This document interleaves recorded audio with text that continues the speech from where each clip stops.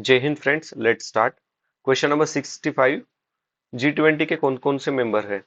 तो G20 establish in 1999। इसके members पहले देखते हैं। तो Argentina, Australia, Brazil, Canada, China, France, Germany, India, Indonesia, Italy, Japan, Mexico, Russia, Saudi Arabia, फिर South Africa, South Korea, UK, USA, ये member में ये G20 के मेंबर्स है। उसके साथ यूरोपियन यूनियन और अफ्रीकन यूनियन इनके मेंबर है। अफ्रीकन यूनियन 2023 में ऐड हुआ था। 2023 में जो G20 समिट हुआ था वो इंडिया में हुआ था। ठीक है, अभी G20 के साथ अभी बाकी देखेंगे हम G7 को भी। तो G7 का इंडिया मेंबर है क्या? तो India is not member of G7।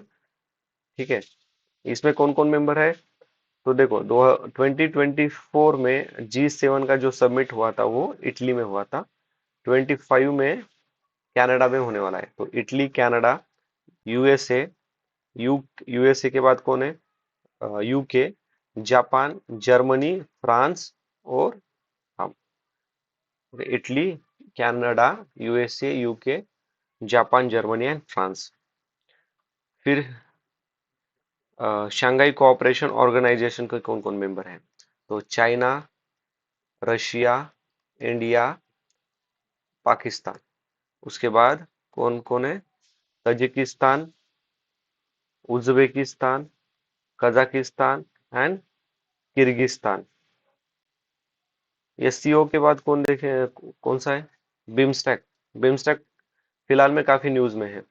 ठीक है, तो बिम्स्टेक 2025 का हुआ कहाँ पे? तो वो थाईलैंड में हुआ था। Okay, Bangladesh, Bhutan, India, Myanmar, Nepal, Sri Lanka और थाईलैंड इसके मेंबर्स हैं। अभी क्वेश्चन नंबर 67 देखेंगे। Weightage of food in consumer price index CPI is higher than wholesale price index WPI. WPI does not capture change in the prices of services, whereas CPI calculates the changes in prices of services. RBI has now changed WPI as its key measure of inflation and to decide on changes the key policy rate. अभी देखो, ये जो third statement है ना, यहाँ पे WPI नहीं है, वो CPI था। ओके, 2014 में आरबीआई ने अडॉप्ट किया था सीपीआई को। उसके पहले WPI use to calculate inflation. But 2014 में क्या हुआ था? RBI, former governor of RBI Raghuram Rajan, इन्होंने सजेस्ट किया था टू यूज सीपीआई। ठीक है, अभी एक चीज याद रखते, डब्ल्यूपीआई का जो डब्ल्यूपीआई डब्ल्यूपीआई के weight of item based on production values, और सीपीआई का जो वेट ऑफ सीपीआई का weight of based on average house hold expenditure taken from consumers expenditures data. जो डब्ल्यूपीआई है ना, डब्ल्यूपीआई डब्ल्यूपीआई रिफ्लेक्ट करता है एवरेज प्राइजेस में जो चेंज आता है ना, मतलब changes in average price for bulk sale. And CPI में आएगा average change in prices at retail price. ठीक है, देखो एक एग्जांपल से समझते हैं इसको। देखो, सपोज आपके पास एक पेन का बॉक्स है ना।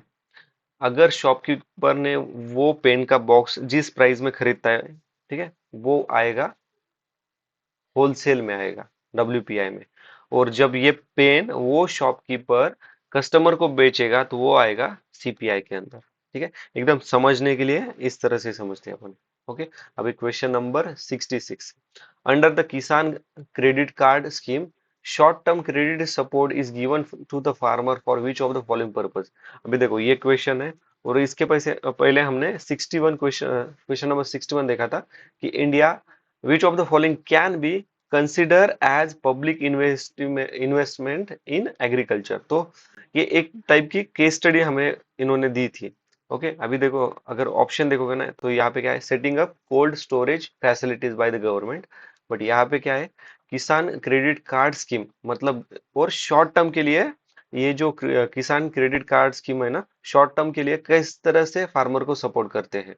और इस क्वेश्चन में हमें पूछा था इन्वे मतलब कंसिडर करना है कि पब्लिक इन्वेस्टमेंट क्या हो सकती है। तो डिफरेंस यही है कि यहाँ पे देखो, construction of family house and setting up village cold storage facility. तो क्वेश्चन स्टेटमेंट 5 यहाँ पर क्या है, तो यहाँ पर गलत है, क्योंकि उन्होंने कहा है शॉर्ट टर्म के लिए। ओके, और दूसरी बात, शॉर्ट टर्म के लिए ये जो कोल्ड स्टोरेज फैसिलिटीज है वो प्रोवाइड करना इतना इकोनॉमिकल होता नहीं है। तो फिफ्थ स्टेटमेंट गलत है यहाँ पे। तो फिफ्थ स्टेटमेंट गया, ये गया, तो आंसर आएगा ऑप्शन नंबर 1, 1, 3, 4।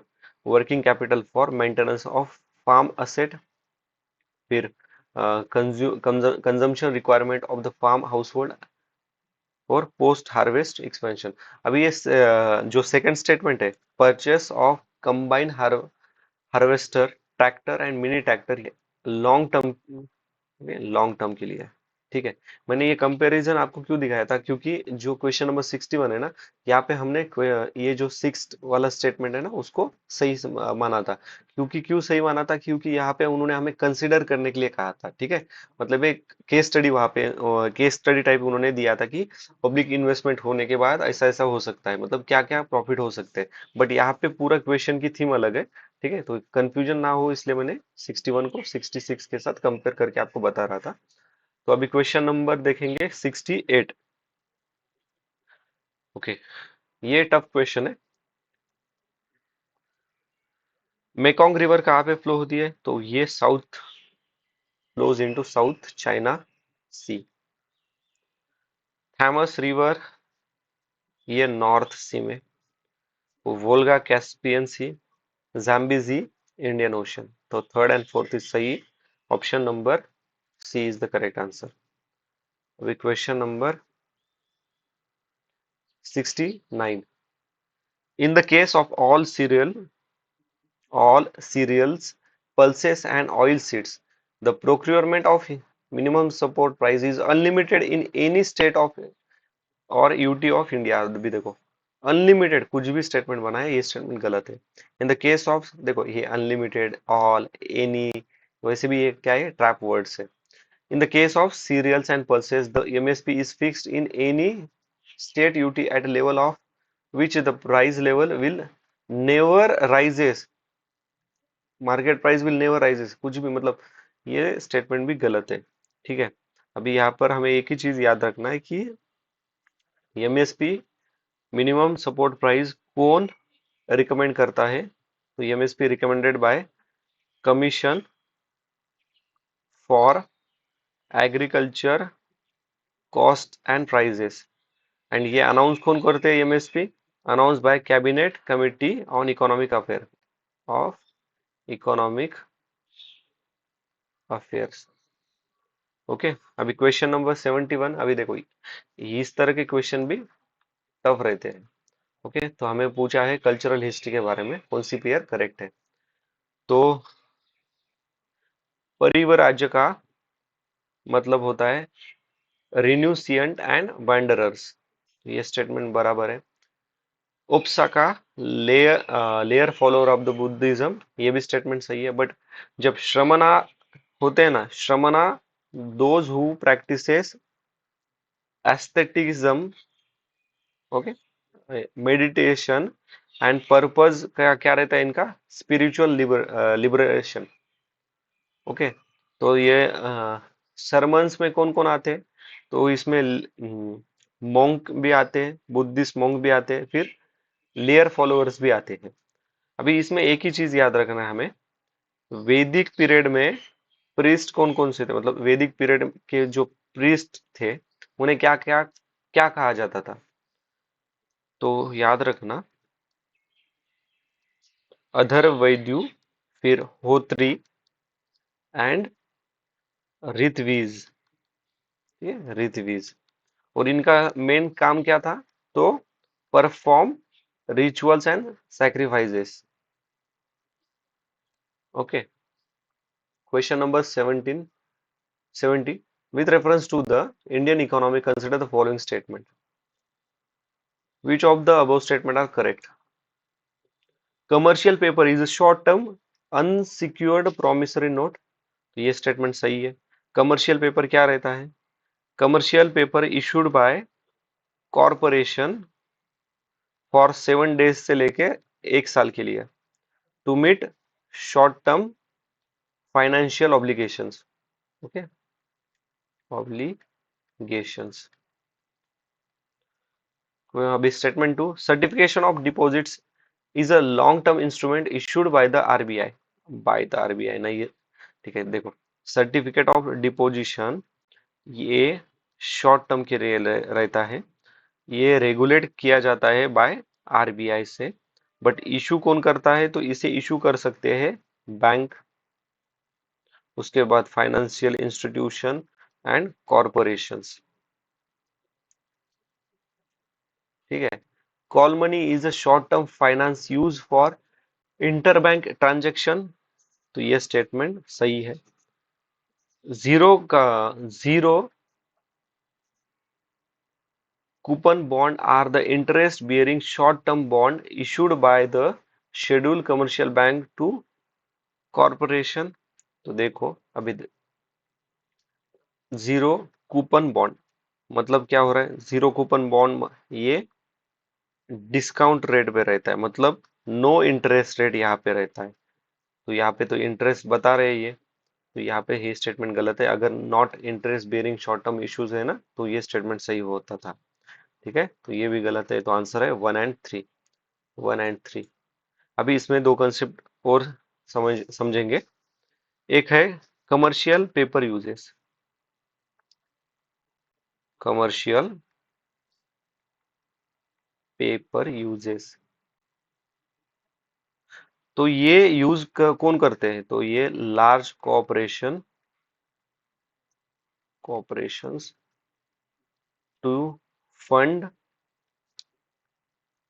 वर्किंग कैपिटल के नीड्स के लिए।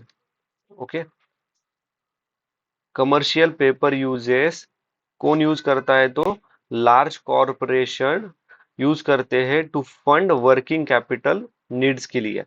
बट ये जो कमर्शियल पेपर यूजेस है वो अनसिक्योर्ड होते हैं, और ड्यू टू अनसिक्योर्ड ये कंपेयर्ड टू, मतलब ये रिस्की रहते हैं कंपेयर टू सिक्योर्ड इंस्ट्रूमेंट्स से।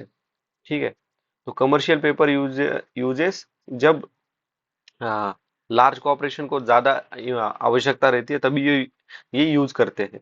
तो कमर्शियल पेपर के बाद हमने कॉल मनी पढ़ा अभी।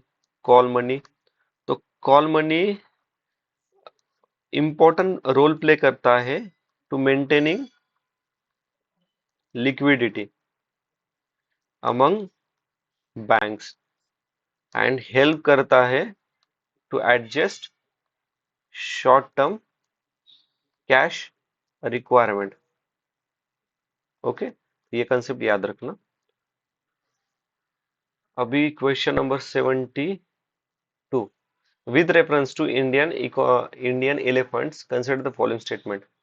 तो इंडियन एलिफेंट्स के जो ग्रुप रहता है उनकी लीडर रहती है फीमेल, ये स्टेटमेंट सही है। Gestation period can be 22 month, ये भी स्टेटमेंट सही है। And elephant can normally go on calving till the age of 40 year only. देखो यहाँ पे ओनली का ट्रैप है, तो ये स्टेटमेंट गलत है। Among the state in India, the highest elephant population Kerala में नहीं है, सबसे ज्यादा कर्नाटक में है। 2 नंबर आसाम, और थर्ड नंबर पे है केरला। ठीक है, थर्ड नंबर पे केरला है। तो statement 1 and 2 is the answer A. अभी यहाँ पे which of the following protected areas are located in Kaveri basin. Kaveri basin Tamil Nadu, Karnataka, Kerala और पुदुचेरी जो यूनियन टेरिटरी है, इन इन एरिया में कावेरी का बेसिन हमें देखने को मिलता है। तो नागरहोले नेशनल पार्क कहाँ पर है? कर्नाटका में, तो ये भी आएगा इसमें। पापीकोंडा नेशनल पार्क आता है आंध्र प्रदेश में, but Andhra Pradesh is not part of Kaveri basin, तो सेकंड तो गलत है। तो ये स्टेटमेंट गया, ये गया। अभी बचा गया 3 4 1 3 4। हमें पता है 1 तो सही है, तो ऑप्शन है 1 3 4। सत्यमंगलम टाइगर रिजर्व कहाँ पे है? तो ये वो है तमिलनाडु में। तो वायनाड वाइल्ड लाइफ सेंचुरी है केरला में। ठीक है। और ये जो पापीकोंडा नेशनल पार्क है आंध्र प्रदेश, मतलब वो गोदावरी बेसिन के अंदर आता है, गोदावरी बेसिन। ठीक है।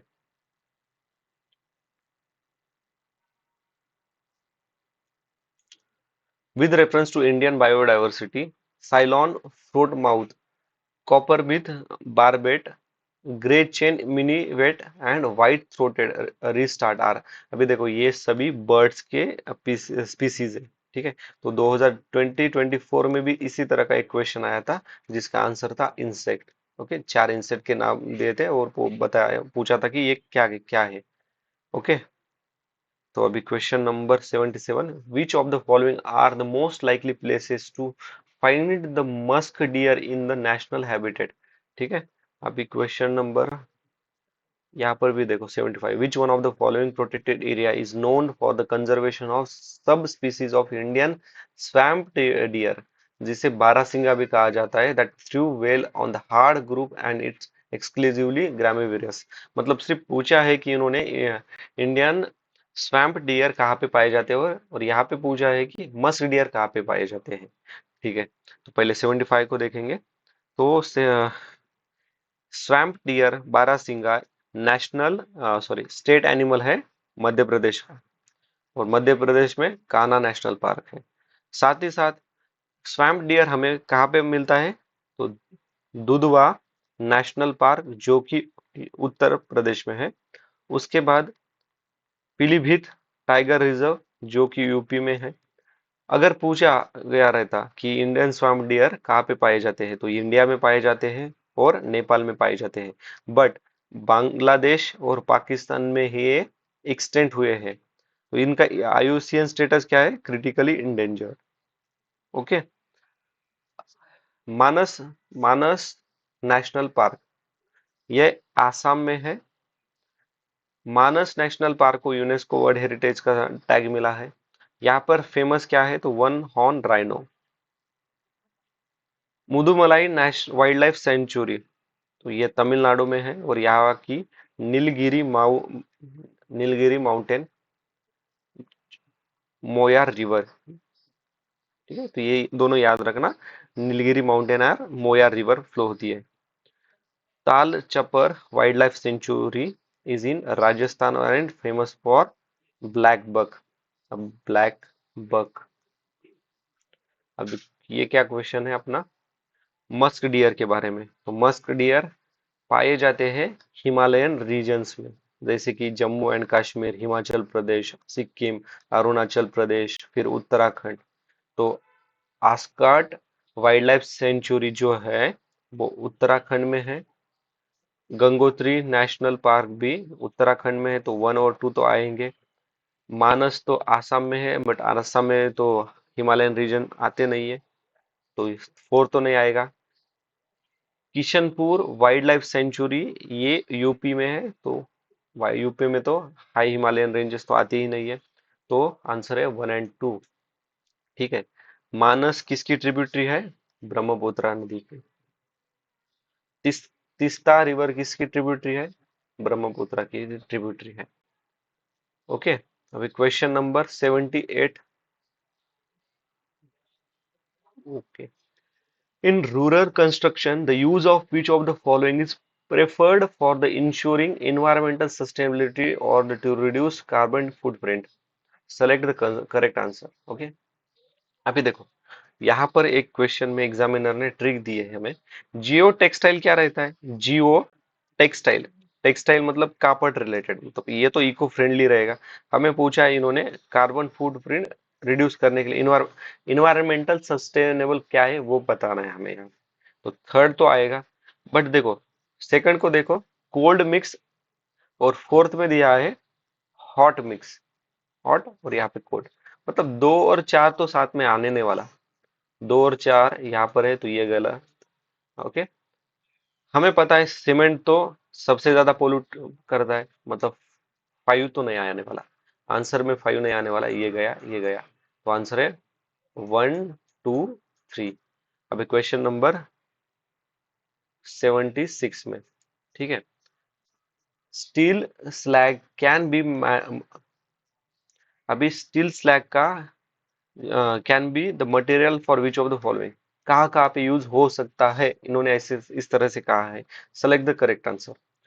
प्रोडक्शन ऑफ सीमेंट, अभी देखो सीमेंट प्रोडक्ट करने के लिए इतने सारे मल्टीपल चीजें ऐड करते हैं, अगर 0.001% भी स्टील स्लैग का इस्तेमाल किया तो ये तो सही स्टेटमेंट होगा ना।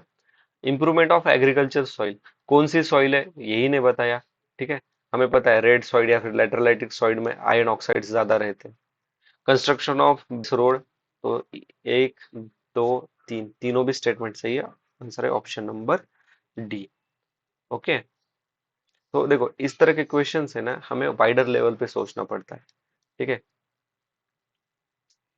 अभी क्वेश्चन नंबर है 79। Consider the following statement, coal ash contain lead and mercury. High ash content is observed in Indian coal. Coal-fired power plant release sulfur dioxide, oxides of nitrogen into the environment. भी देखो, कोल ash contain arsenic, अगर 0.01% भी arsenic या फिर lead या फिर mercury हो तो ये स्टेटमेंट सही होगा, ठीक है। ये रिलीज करता है सल्फर डाइऑक्साइड, सेम लॉजिक, यही अगर 0.1% भी इन्होंने रिलीज किया तो स्टेटमेंट सही है। High ash content is observed in the India, ये तो हमें पता है, ठीक है। अभी याद रखना है कि Indian coal need high fusion temperature and low sulphur. Okay, Indian coal में कम सल्फर रहता है। ओके, अभी तो इसका आंसर है ऑप्शन नंबर डी। अभी question number 80, what is the use of biochar in farming, ठीक है। अभी देखो हमें वाइडर लेवल पे सोचना है यहाँ पे भी। Biochar can be used as a part of the growing medium in vertical farming, vertical farming में इसका इस्तेमाल हो सकता है। ओके, अभी वर्टिकल फार्मिंग में वो फार्मिंग पर एक और क्वेश्चन है आगे, तो ये स्टेटमेंट तो सही है। When biochar is a part of the growing medium, it promotes the growth of nitrogen fix micro organism, सही बात है, नाइट्रोजन फिक्सेशन की ग्रोथ कर रहा है वो, तो ये भी पॉजिटिव स्टेटमेंट है, सही बात है।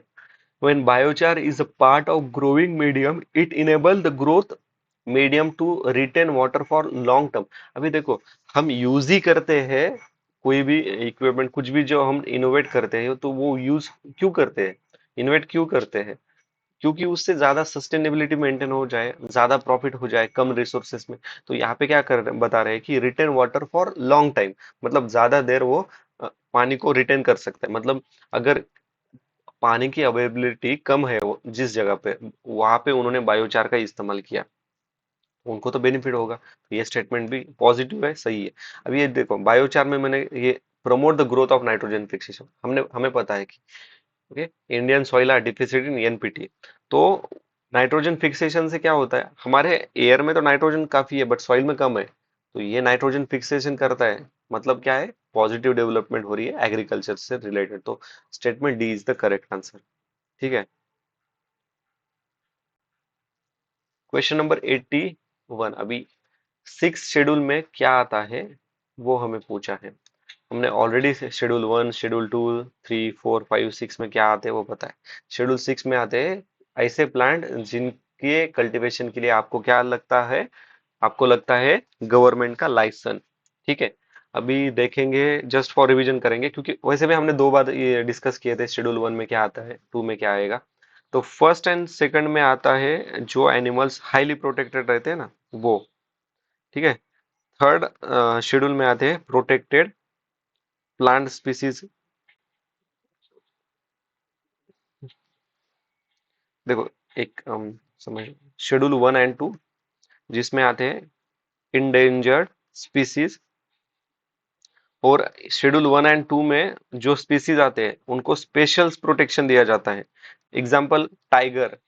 Okay, tiger. फिर शेड्यूल 3 एंड 4 में आता है, अभी देखो शेड्यूल 3 एंड 4 में लगभग रफली सेम प्रोविजंस रहते हैं एज शेड्यूल 1 एंड 2, बट जो एनिमल एक्सटिंक्ट पे रहते हैं ना, वो शेड्यूल 3 एंड 4 में ऐड होते हैं।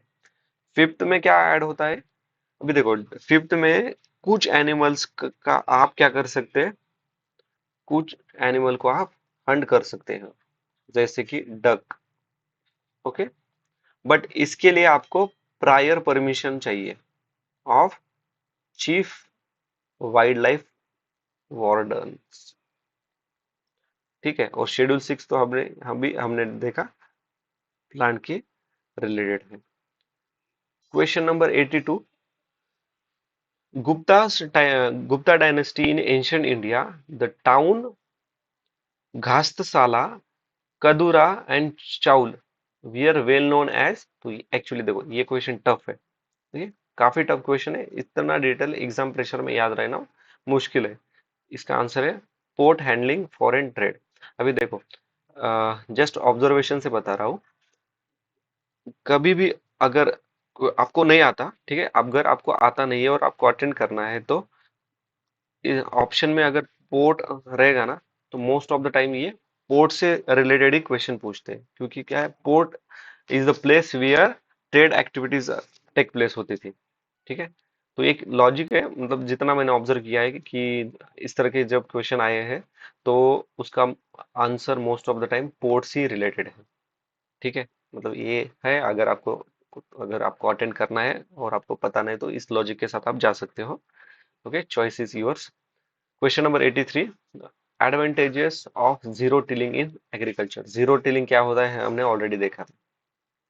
Sowing of wheat is possible without burning the residue of previous crop. अभी यहाँ पे पॉसिबिलिटीज बता रहे, हो सकता है, ठीक है, हो सकता है कह रहे हैं। Without the need for nursery of the rock sampling, direct planting of the paddy seeds in the wait soil is possible.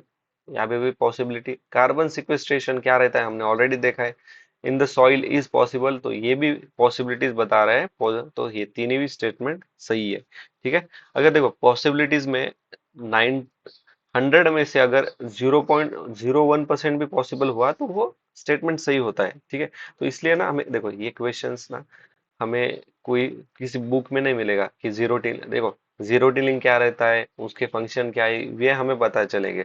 But इस तरह के जो स्टेटमेंट बनेंगे ना, वो एज कम्पेयर, मतलब जैसे कि वैसे बुक्स में से नहीं आने वाले, ये जो हिडन ट्रैप है। ओके, इस तरह से हमें सोचना पड़ेगा, ये जो क्वेश्चन की थीम क्या है और उनकी डिमांड क्या है, वो पहले समझना पड़ता है, इसलिए हम ये पीवाईक्यूज एनालिसिस करते हैं। ठीक है, अभी क्वेश्चन नंबर 84 में है, according to Indian national policy on biofuel, which of the following can be use as a raw material for the production of biofuel. अभी देखो, अगर बायोफ्यूल रॉ मटेरियल की यूज करना है और बायोफ्यूल बायोफ्यूल मुझे कुछ बनाना है, तो मैं क्या करूंगा, कॉस्ट कॉस्ट इफेक्टिव देखूंगा। और अगर मैं ग्राउंडनट सीड का इस्तेमाल करूं और हॉर्स ग्राम का इस्तेमाल करूंगा, तो वो कॉस्ट बेनिफिट रहेगा क्या, मतलब देखो वो अलग बात है कि कौन से मटेरियल लगते हैं, जस्ट मैं आपको सोचना कैसा है वो सिखा रहा हूँ। ग्राउंड नट पहले महंगे रहते हैं, हॉर्स ग्रेम भी महंगे रहते हैं, अगर हम लोग इसको इस्तेमाल करेंगे, तो ये बायोफ्यूल कुछ प्रॉफिटेबल बनेगा क्या, नहीं बनेगा ना। ठीक है, हाँ, तो थर्ड और फोर्थ जहां पे भी आएगा तो वो कैंसिल कर, ये गया ये गया, तो आंसर आया ऑप्शन नंबर ए। ठीक है, अभी देखो ये जो डैम डैमेज वो जो गेहूं के दाने हैं ना खराब हुए वाले, वो रोटन पोटैटो, इसका इस्तेमाल तो करेंगे ही करेंगे। ठीक है, और साथ में किसका इस्तेमाल करने वाले, और कासवा, फिर शुगर बीट का। तो ओके, अभी यहाँ पर काफी कुछ सीखने लायक चीजें हैं, हमें देखना पड़ेंगे। यहाँ पर मेंशन किया था कि Indian national policy on biofuel. अभी ये जो Indian national policy on biofuel है, इनके टारगेट्स देखेंगे, क्योंकि ये थोड़ा सा इंपॉर्टेंट क्वेश्चन है, बन सकता है, और इन्वायरमेंट रिलेटेड काफी क्वेश्चंस हमें एग्जामिनर आजकल पूछता है। तो उनके काफी टारगेट है, अभी देखेंगे एक वन बाय वन करके। इनका टारगेट है, target of 20% blending of ethanol in petrol and 5% blending of diesel by 2030। तो ये तो याद ही रखना है हमें। ओके, उसके बाद 2G ethanol bio refineries higher purchase prices compare to 1G biofuel. Okay, first generation है, सेकंड जनरेशन वाला है। थर्ड है, make bio ethanol and biodiesel as advance biofuels. फिर जो 2G बायोफ्यूल्स है ना, वो है इथेनॉल, इनको प्रमोट करना। 3G बायोफ्यूल्स, उसमें आते हैं जो अलगी वेस्ट है वो। उसके बाद अभी ये कंसेप्ट याद रखना है, सबसे इंपॉर्टेंट है, बीमोलेसिस। इस पर क्वेश्चन है 2023 में, बीमोलेसिस पर। बीमोलेसिस क्या है? तो sugar cane juice and other sugar contain materials, जैसे कि बीट रूट। ठीक है, जैसे कि शुगर बीट, अभी हमने जो जो देखा था ना, सिक्स वाला। ओके, स्टेटमेंट 6 में आया था वो, ये यहाँ पर, ये। Okay, sugar cane juice plus other sugar containing material and damaged और सरप्लस फूड ग्रेन। ठीक है, डैमेज या फिर सरप्लस। और जो ये जो ग्राउंडनट है ना, ये सरप्लस है क्या? हमारे पास नहीं है, पहले इतनी पॉपुलेशन है भाई, सरप्लस कहाँ से आएगा? और हॉर्स ग्रेन पे तो इक्वेशन है वो, तो वहां पे मैं आपको डिस्कस करूँ, ये यहाँ पर देखो, यहाँ पर हमें डिस्कस करने वाले हैं ये ग्रीन ग्राम के बारे में। ओके। ओके, अब इक्वेशन 6 वाला क्या है? Use cooked oil. मतलब अगर आपने पकोड़े कुछ तले हैं, तो जो ऑयल बचता है ना, तो उस ऑयल का इस्तेमाल करके वो बायोडीजल बायोडीजल बनाने में इस्तेमाल कर सकते हैं। उसको प्रमोट करना है। फिर और क्या टारगेट है उनके? डेवलप करना है, develop national biomass respiratory bye conducting appraisal. उसके बाद रिसर्च एंड डेवलपमेंट करना है, demonstration in research and development in demonstration in the field of biofuel feedback। Okay, feed stock, sorry sorry, feed stock. फिर setup करनी है national biomass corporation committee, जो कि काम करती है अंडर द मिनिस्ट्री, काम करेगी under the ministry of petroleum and natural gas. ठीक है, तो ये कुछ इंपॉर्टेंट पॉइंट थे। अभी एक इंपॉर्टेंट पॉइंट याद रखना, रुस्को। रुस्को क्या है? रीपर्पज यूज्ड कुकिंग ऑयल, जो कि इनिशिएटिव है फसाई का। ओके, अभी क्वेश्चन नंबर 85। ओके, अभी ये जो क्वेश्चन है 85, ये टफ क्वेश्चन है, देखो। ओके, यहाँ पर कोई अपनी ट्रिक वगैरह कुछ इतनी काम नहीं करने वाली। Which one of the following statement best describe the term social cost of carbon? It is a in measure in monetary value. Monetary value क्या रहता है? कि वैल्यू ऑफ अ प्रोडक्ट और services measure in term of money, measure in term of money. तो इसका सही answer है long term damage done by a ton of carbon dioxide, sorry, carbon dioxide emission in a given year. Okay, अभी question देखेंगे। हाँ, ये gram वाला। With reference to pulse production in India consider the following statement. Black gram can be cultivated as both kharif and rabi crop. ये तो statement सही है। Okay, can भी कल्टीवेट हो सकता है खरीफ और राबी। अगर इस तरह से सोचोगे, क्योंकि देखो आजकल ना जो वाटरमेलन रहते हैं वो समर में नहीं विंटर में भी मिलते हैं। ओके, मतलब कुछ भी कोई भी प्रोडक्शन कभी भी हो सकता है। और खरीफ क्रॉप साउथ इंडिया में जो है, कई कई बार नॉर्थ इंडिया में वही खरीफ क्रॉप राबी सीजन में भी लिया जाता है। ओके, तो ये तो हो सकता है। फर्स्ट तो सही है, मतलब ये गया अभी वन या फिर वन टू थ्री। ओके, तो देखेंगे अभी टू और थ्री सही है। The gram green gram alone accounting for the nearly half of the pulse production. Half of the pulse production यही कर सकता है? नहीं कर सकता भाई, इतना नहीं करता। ओके, और यहाँ पर अभी हमने बायोफ्यूल की जो नेशनल इंडियन नेशनल पॉलिसी जो बायोफ्यूल के रिलेटेड है, वहां पे क्या बोला था? जो सरप्लस है या फिर जो डैमेज्ड है उनका ही इस्तेमाल कर सकते हो। और मैंने क्या कहा था? हाँ, हॉर्स ग्राम पहले ही इंडियन पॉपुलेशन इतनी है और प्रोडक्शन भी तो ये रहता ना, क्योंकि हर सॉइल ग्रीन ग्राम प्रोडक्ट करने के लिए सुटेबल थोड़ी ना होती है। Okay, in the last 3 decades, while the production of Kharif pulse has increased, the production of Rabi pulse has decreased। देखो इस तरह के क्वेश्चन में हमेशा ही ट्रैप रहता है, तो ये भी गया, तो आंसर है ऑप्शन नंबर ए। ओके, अभी एक चीज याद रखना, इंडिया सबसे लार्जेस्ट प्रोड्यूसर है, कंज्यूमर है और इंपोर्टर भी है किसका? पल्सेस का। अब बताओ। ओके, अभी क्वेश्चन है 87। यहाँ पर उन्होंने दिया है हमें एक क्रॉप और उस क्रॉप को लगने वाले क्राइटेरिया का। ओके, तो मैंने सिर्फ पढ़ा एक 210 फ्रॉस्ट फ्री डे, तो याद आया मुझे ये कॉटन के लिए रहता है। तो 2013 में ये क्वेश्चन इस तरह के बने थे, हमें हमने तब डिस्कस किया था ये क्वेश्चन। अभी देखो क्वेश्चन नंबर 88 तो सबसे मजेदार है। With reference to solar water pump, कौन सा स्टेटमेंट सही है कि ये बताए कि solar power can be used for running surface pump. हाँ, यूज हो सकता है, बराबर है, but not for the submersible pump. क्यों भाई, यहाँ पर क्या प्रॉब्लम है?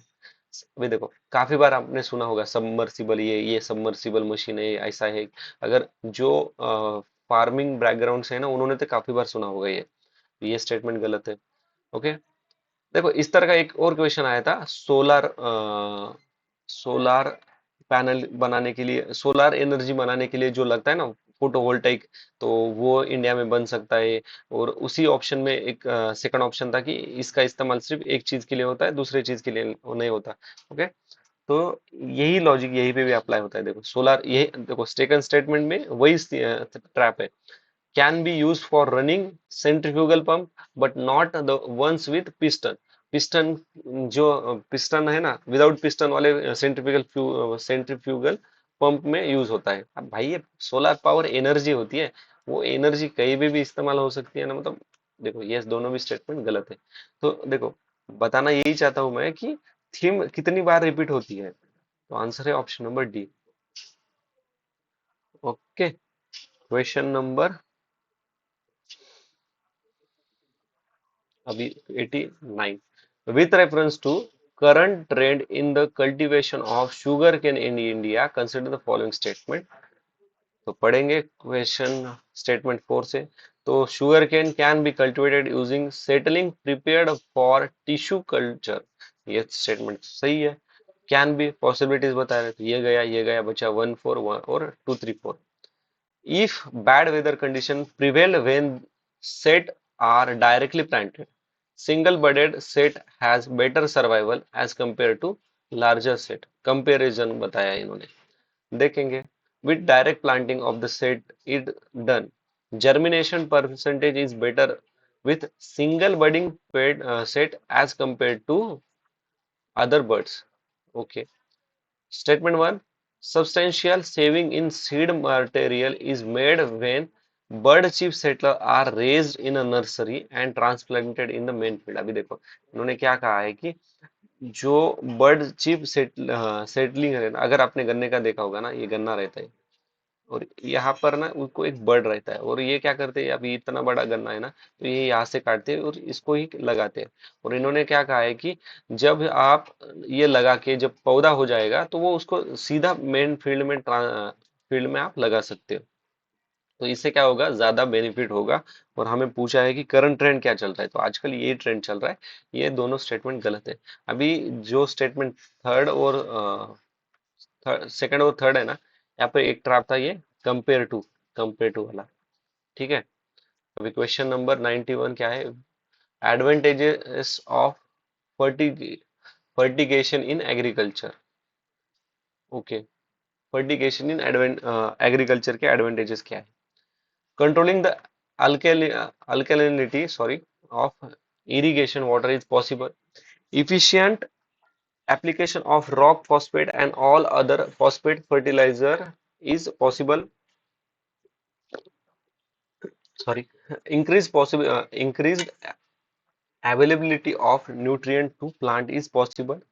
Reduce in the leaching of chemical nutrient is possible. ठीक है। देखो हर जगह पे पॉसिबल पॉसिबल है, बट ऑप्शन देखो, एग्जामिनर भी हमारा बेस्ट फ्रेंड है कि 1 2 3 4 ऑल ऑफ द अबव इन्होंने नहीं दिया। ठीक है, तो हम क्या करते थे, बिना ज्यादा पढ़े हमारे ट्रिक अप्लाई करके 1 2 3 4 पे आंसर को क्लिक किया, मतलब वो हमने अटेम्प्ट किया रहता।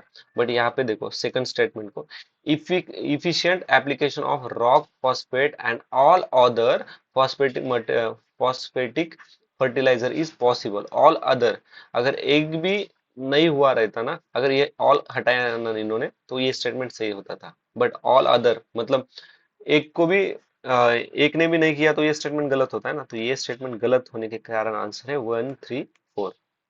ठीक है, तो ये ऑल हमारा यहाँ पे ट्रैप वर्ड था, तो आंसर है 1 3 4 ऑप्शन सी। ठीक है, अभी इन्होंने कहा है कि मेजर मिनरल्स कौन से हैं। ओके, तो बेनोइट एक माइनर मिनरल है। और माइनर मिनरल कहाँ पे पाया जाता है, बेनोइट राजस्थान में, फिर गुजरात में।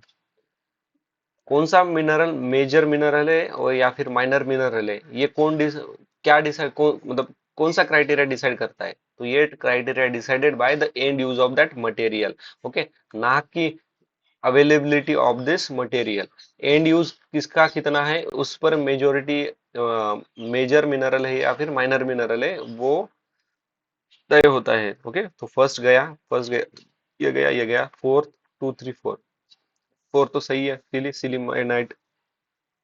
ये सिलिमनाइट और कैनाइट है ना, ये दोनों पाए जाते हैं उड़ीसा और आसाम में ज्यादातर। और क्रोमाइट, 90% क्रोमाइट हमें उड़ीसा में ही मिलता है। तो 2 3 4 is the correct answer, option D. ठीक है। In the context of India, which of the following are considered to be practice of eco friendly agriculture? Crop diversification, मतलब एक क्रॉप लगाया फिर दूसरा लगाया। लेग्यूम इंटेंसिफिकेशन, अभी लेग्यूम इंटेंसिफिकेशन तो करते हैं क्योंकि नाइट्रोजन फिक्सेशन के लिए करना ही पड़ता ही है। ओके, और लेग्यूम प्लांट सबसे अच्छा नाइट्रोजन ये करते हैं, फिक्सेशन करते हैं। और टेस्टिमोमीटर जो रहता है, इसका यूज करते हैं हम, इसका यूज होता है वाटर मॉइस्चर लेवल मेजर करने के लिए, वाटर मॉइस्चर लेवल मेजर करने के लिए, जो कि हेल्प करता है इफेक्टिव वाटर मैनेजमेंट के लिए। ठीक है, बट ये जो वर्टिकल फार्मिंग है ना, ये इको फ्रेंडली नहीं है। क्योंकि इसमें क्या देखो, अगर आप इंटरनेट पे इसका नाम भी डालोगे ना, आपको समझ में आएगा इसमें क्या रहता है। एक अलग अलग रैक रहते हैं, ठीक है, अलग अलग से रैक रहते हैं, बड़े बड़े से। और पूरा आर्टिफिशियली बनाया हुआ ये उनका क्या कहते हैं उसको, उनका जो प्लांट है ना वो रहता है। यहाँ पर इतनी सारी इलेक्ट्रिसिटी यूज की जाती है और न्यूट्रिफिकेशन यूज किया जाता है, तो इसे ट्रेडिशनल मेथड नहीं कहा जाता। तो ट्रेडिशनल मेथड नहीं है तो ये इको फ्रेंडली भी नहीं है, तो इसी कारण ये आंसर गलत है। तो answer 1 2 3 is the correct answer है। ठीक है, अभी क्वेश्चन नंबर अगला,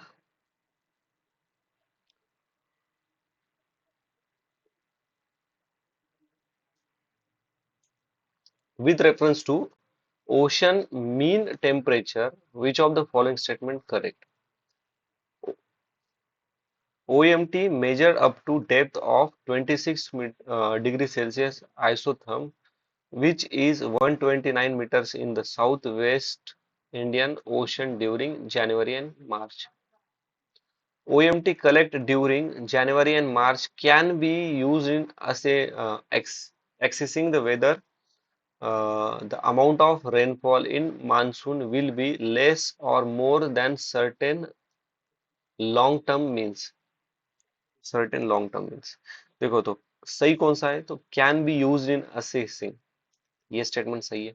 अभी स्टेटमेंट वन में देखोगे ना तो यहाँ पे ट्रैप कौन कौन से हैं? एक तो 129 में ट्रैप हो सकता है, 26 डिग्री में भी ट्रैप ट्रैप हो सकता है, साउथ ईस्ट जगह पे वेस्ट, ये नॉर्थ ईस्ट भी हो सकता है, या फिर कोई भी हो सकता है, या फिर ये मंथ भी अलग अलग हो सकते हैं। ठीक है, तो ये जो है ना 129 मीटर नहीं है, ये 50 से लेकर 100 है, और इन्होंने फिक्स 129 मीटर बताया है, थोड़ा भी आगे नहीं थोड़ा भी पीछे नहीं। अगर ये देखो इस तरह के जो मीटर्स रहते हैं ना, ये रेंज में दिए तो पॉसिबिलिटीज बढ़ती है कि ये पॉजिटिव आंसर मतलब सही होंगे, बट ये फिक्स वाला जो दिया है इन्होंने तो समझना यहाँ पे ट्रैप होगा कुछ ना कुछ, तो ये तो गलत है। ठीक है, अभी क्वेश्चन नंबर अगला, with reference to chemical fertilizer in India consider the following statement, कौन सा स्टेटमेंट करेक्ट है? At present, the retail price of chemical fertilizer is market driven and not administered by the government. अभी देखो जो fertilisers रहते हैं ना, उसको गवर्नमेंट ही सब्सिडराइज रेट पे क्या करती है, सब्सिडरीज प्रोवाइड करती है, ताकि वो क्या करे, रीजनेबल प्राइस पर फर्टिलाइजर्स बेच सके फार्मर्स को। ये स्टेटमेंट तो गलत है। Ammonia which is in input of urea is produce from natural gas, तो ये स्टेटमेंट सही है। Sulphur sulphur which is raw material for the phosphorus acid fertilizer is a by product of oil refineries. अभी देखो oil refineries के कितने सारे by products है। ठीक है, तो ये स्टेटमेंट भी सही है, तो B is the correct answer. Okay, Siachen glacier is situated to the, तो ये नॉर्थ ऑफ नुब्रा वैली वहां पर सिचुएटेड है। नॉर्थ ऑफ नुब्रा ये गेटवे है Siachen glacier and Karakoram pass का। यहाँ पर नुब्रा रिवर का ओरिजिन होता है। नुब्रा रिवर एक ट्रिब्यूटरी है शॉक रिवर की, और शॉक रिवर ट्रिब्यूटरी है इंडस रिवर की। ओके, अभी क्वेश्चन नंबर 95। अभी देखो ये क्वेश्चन काफी इंटरेस्टिंग है। With reference to India's desert national park which of the following statement correct? It spread over two district, yes it spread in Barmer, फिर जैसलमेर, तो ये कौन से राज्य में है? तो ये राजस्थान में है। There is no human habitation inside the park. ठीक है, इसको देखेंगे। It is one of the national habitation of great Indian bustard, तो ये स्टेटमेंट सही है। ग्रेट इंडियन बस्टर्ड का आईयूसीएन स्टेटस है क्रिटिकली इंडेंजर्ड। तो देखो फर्स्ट और थर्ड तो सही है, सेकंड हमें पता नहीं है। ओके, तो सेकंड पता नहीं, फर्स्ट और थर्ड सही है, ये गया अभी देखते हैं 1-3 है या फिर 1-2-3 है। देखो तो human activities, actually national park जो है ना, under the wild life protection act 1972, no human activities are allowed. Okay, वो रिसर्च एंड डेवलपमेंट के लिए जो रहता है वो तो विद परमिशन वो रहते हैं कुछ टेम्पररी पीरियड के लिए, बट ज्यादातर ह्यूमन एक्टिविटीज अलाउड नहीं रहती है। बट ओके, बट यहाँ पर ह्यूमन एक्टिविटीज ह्यूमन हैबिटेशन है। Okay, Indian desert national park में।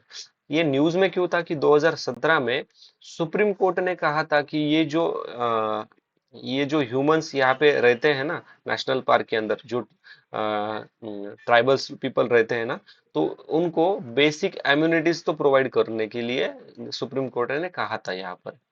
ठीक है, तो ये इस कारण की वजह से न्यूज में था। ठीक है। बट नॉर्मली नेशनल पार्क में को भी ह्यूमन सेटलमेंट अलाउड नहीं होती। अभी नेशनल पार्क भी देखा है तो वाइल्ड लाइफ सेंचुरी में small amount of activities allowed. Sorry. फिर बायोस्फीयर में भी देख लेते हैं बायोस्फीयर। अभी देखो बायोस्फीयर में काफी कंसेप्ट याद रखने के लिए है। यहाँ पर small amount of human activities allowed, यहाँ पे क्या होता है देखो, काफी रिस्ट्रिक्शंस होते हैं अगर ह्यूमन एक्टिविटीज अलाउड भी है, बट ये अलाउड होती है सिर्फ आउटर जोन में। और आउटर जोन इसे ही कहा जाता है मैनिपुलेटेड जोन। ओके। बट जो कोर एरिया रहता है ना बायोस्फीयर का, वहां पे बिल्कुल भी ह्यूमन एक्टिविटीज अलाउड नहीं है। ठीक है। सिर्फ ट्रांजैक्शन जोन रहता है ना, ट्रांजैक्शन जोन मतलब ये बायोस्फीयर और दूसरी बायोस्फीयर, यहाँ पे जो गैप है उसे ट्रांजैक्शन जोन कहा जाता है। ओके। तो सही आंसर है 1 और 3, ऑप्शन नंबर सी। अभी question number,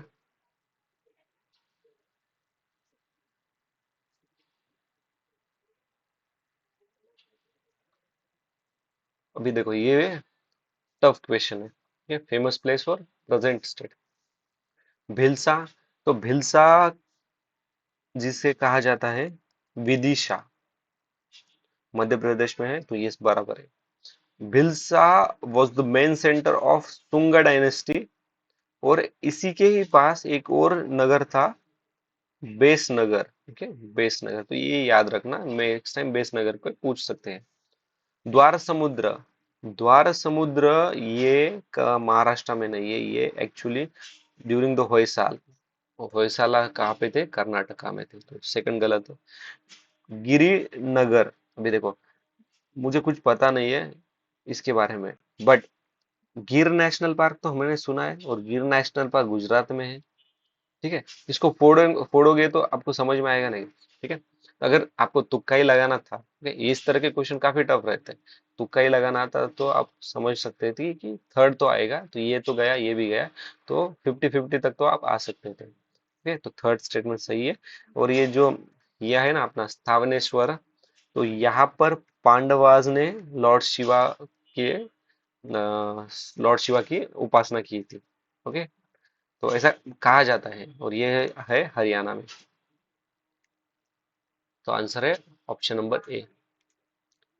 36 of India's districts are classified as the over-exploited or critical by the Central Groundwater Authority. CGWA was formed under the Environment Protection Act. India has the largest area under the groundwater irrigation in the world. देखो, central ground water authority, environment, environment में water भी आता है, ये तो statement सही होगा। India is the largest area under the ground water irrigation, ये स्टेटमेंट भी सही है। ठीक है। और ये जो सेंट्रल ग्राउंड वाटर अथॉरिटी जो है, वो 1970 में इस्टेब्लिश हुई थी अंडर द मिनी, और ये कहा किसके अंदर आती है, तो मिनिस्ट्री ऑफ जल शक्ति के अंदर आती है। तो फर्स्ट स्टेटमेंट गलत है, आंसर है 2 और 3। ओके। फर्स्ट में कौन कौन से ट्रैप थे, एक तो 36% वाला एक ट्रैप था, या फिर बाय वाला एक ट्रैप था। Okay. Question number 99, jet stream occurs in the north hemisphere only, only north hemisphere, only some, only कुछ, okay, only some cyclones develop an ice, temperature inside the ice of the cyclone is nearly 10% lesser than that of the surrounding। भी देखो यहाँ पे काफी trap ही trap भरे हुए हैं। यहाँ पर ओनली है, ये गलत है। ओनली सम साइक्लोन डेवलप होते हैं, तो ये स्टेटमेंट सही है। ओके। और ये 10 डिग्री सेल्सियस लेसर नहीं, तो ये मोर देन द सराउंडिंग होता है, ये स्टेटमेंट गलत है। ठीक है, तो आंसर है सी ओनली। अभी लार्जेस्ट क्रिटिकल टाइगर हैबिटेट कौन सा है, कॉर्बेट कहाँ पे है, उत्तराखंड, रामगंगा रिवर के अंदर से, रामगंगा रिवर यहाँ से फ्लो होती है, Corbett. Ranthambore Rajasthan, Banas and Chambal river, Nagarjuna Sagar Srisailam Andhra Pradesh में है, और सुंदरबन वेस्ट बंगाल जहाँ पे मैंग्रोव होते हैं। तो क्रिटिकल टाइगर रिजर्व है नागार्जुन सागर श्रीशैलम में। ओके दोस्तों, अभी बाकी क्वेश्चन नेक्स्ट वीडियो में। अगर आपको कुछ डाउट या फिर कुछ सजेशन है तो प्लीज कमेंट बॉक्स में मेंशन कीजिए। Thanks for watching, see you in next video. जय हिंद।